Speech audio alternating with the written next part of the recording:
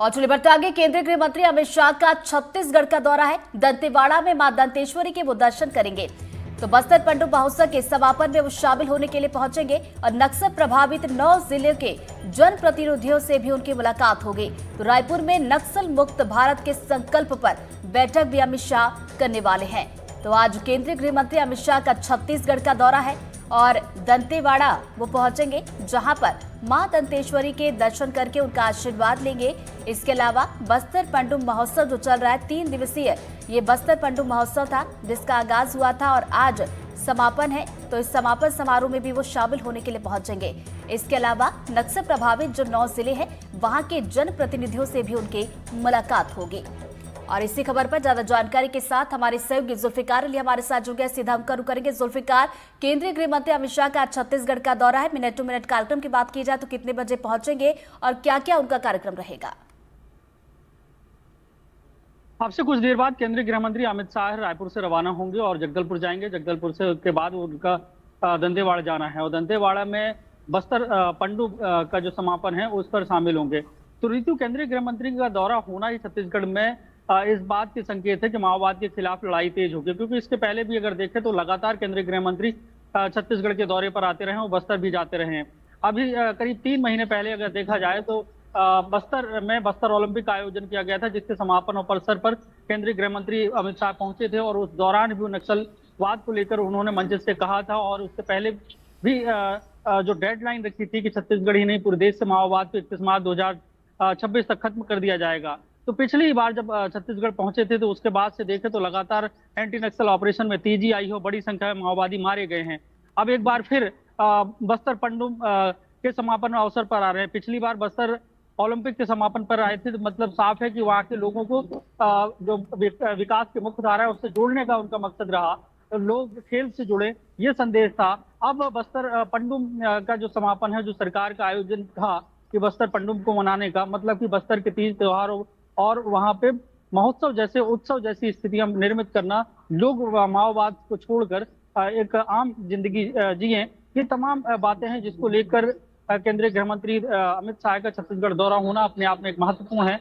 और इधर से एक फिर संदेश दिया जाएगा कि माओवाद को किस तरीके से आने वाले वक्त में खत्म किया जाएगा, अगले 3 महीने में किस तरीके से केंद्रीय सुरक्षा बलों के साथ छत्तीसगढ़ के जो सशस्त्र बल हैं उनकी क्या स्ट्रेटेजी रहने वाली है। तो ये एक संकेत होंगे। और दूसरी जो है, छत्तीसगढ़ सरकार ने हाल में ही एक नई नक्सल नीति लागू की है, उसका के बारे में भी केंद्रीय गृह मंत्री अमित शाह बताते हुए नजर आएंगे, क्योंकि केंद्रीय जो सुरक्षा बल है वो लगातार एंटी नक्सल ऑपरेशन चला रहे हैं। अगर बंदूक का रास्ता माओवादी नहीं छोड़ते हैं तो ये संदेश होगा तो उनका अंजाम क्या होने वाला है, वो बीते समय किस तरीके से अंजाम हुआ, क्योंकि पिछले 15 महीनों में 350 से ज्यादा माओवादी अब तक मारे जा चुके हैं।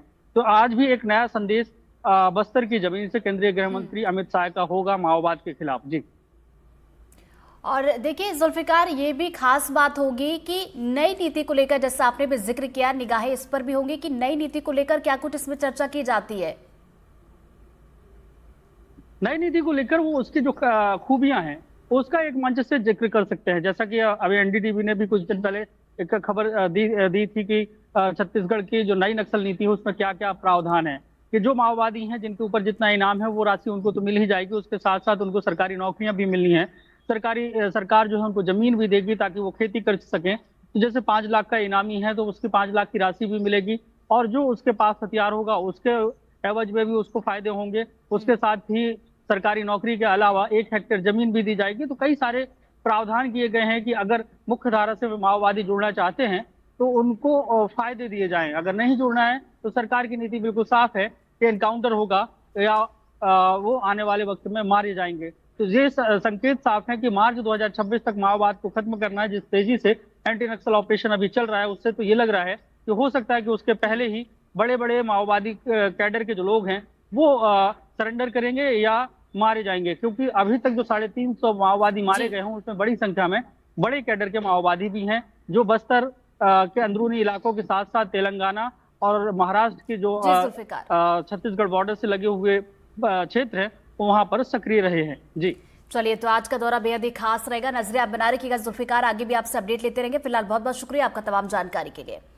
और चलिए अब एक बात कर लेते हैं छत्तीसगढ़ दौरे की केंद्रीय गृह मंत्री अमित शाह आज छत्तीसगढ़ के दौरे पर जाने वाले हैं। बस्तर पंडुम जो कि 3 दिवसीय ये महोत्सव था जिसका आज समापन होने जा रहा है, इसमें वो शिरकत करेंगे और बस्तर पंडुम में आदिवासी संस्कृति के पुराने जीवन रक्षक हथियार, खेती किसानी के उपकरण और देवी देवताओं के प्रतीक चिन्ह की प्रदर्शनी बीजापुर जिले के भोपालपट्टनम से बस्तर पंडुम में पहुंची है। हमारे संवाददाता पंकज सिंह भदौरिया की बस्तर पंडुम से ये खास रिपोर्ट आपको दिखाते हैं। बस्तर पंडुम, बस्तर का मेला और बस्तर का उत्सव दंतेवाड़ा में बस्तर पंडुम के नाम से आयोजित हो रहा है। संभाग भर से हर जनजाति, हर वर्ग के लोग यहाँ पर पहुँचे हुए हैं। ऐसा लग रहा है कि पूरे दंतेवाड़ा में पूरे बस्तर की संस्कृति पूरी समा गई है। इस समय मैं एक स्टॉल पर मौजूद हूँ। भोपालपट्टनम से यह स्टॉल आया है जिसे जय बाबा पाइक सारा स्टॉल कहा जाता है। मैं कैमरामैन साथी से बोलूँगा कि एक बार इस स्टॉल की तरफ दिखाएं कि यह इस स्टॉल पर आदिवासी संस्कृति के वो पुराने उपयोग में आने वाले यंत्र रखे गए हैं जो वो अपनी रक्षा के लिए इस्तेमाल करते थे। कृषि कार्य करना चालू किए और धीरे धीरे विकास की ओर अभी अग्रसर है और अब काफ़ी अच्छा हो चुका है। पहले समय अभी समय में काफ़ी अंतर है, लेकिन ये देख रहे हैं प्राचीन समय से ही देखिए ये सारी चीज़ें भाला यूज होता था आत्मरक्षा के लिए या जीने के लिए, खाने के लिए भी उस चीज़ को उपयोग करते थे, है ना। ये भाला है, भाला, और इसके अलावा तीर धनुष है। यहाँ पे ये धनुष देखेंगे, ये तीर देखेंगे, है ना। अब इसके बाद में आखिर के बाद में अगली जो परंपरा आई, जो विकास हुआ, तो लोग खेती पे आ गए। इधर पे दिखाएंगे तो इस तरफ भी दिखाइए थोड़ा सा। ये खेती का, किसानी का ये सारा सामान यहाँ पर रखा है। कूट के इसको इस्तेमाल करते थे, धान इसी से कूट के चावल बना के फिर इसका इस्तेमाल करते थे। विधाओं को, देवी देवताओं को, गढ़ को बांटा गया, इसलिए अपने अपने परगना में ये आंगा को कई मानते हैं, ये झंडा है उसको मानते हैं और ये फूकने आए। इसके बाद ये सब ये फूकते हैं, पुजारी आता है। फूक के दिखाइए कैसे फूकते हैं।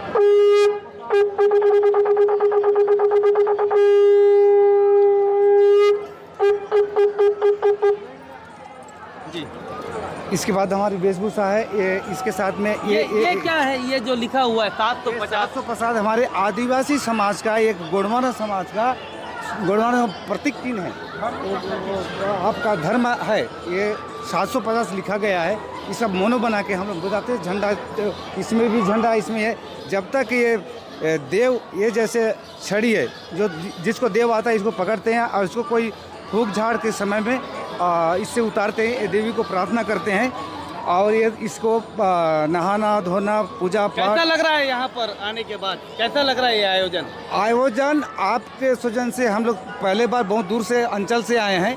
बहुत ही सुंदर है, बेहतरीन है, सभी का स्टाइल अच्छा लग रहा है और हम प्रदर्शन करना चाह रहे हैं, दिखाना चाहें कि हमारा परंपरा जो 3 पीढ़ी से अभी के वर्तमान में लोग भूल रहे हैं संस्कृति को, आज हम आदिवासी के नाम से पूरे को एक जागृत। सरकार की ये जो पहल है बस्तर बेहतरीन, ये अच्छा लगा। देखिए सरकार की ये जो पहल है ये बेहतरीन है क्योंकि यहाँ पर सभी जनजाति, सभी सारे लोग समावेशित हैं। मैं बता दूं कि 3 दिनों का यह आयोजन है। लगातार यहाँ पर बस्तर की संस्कृति को परोसा जा रहा है।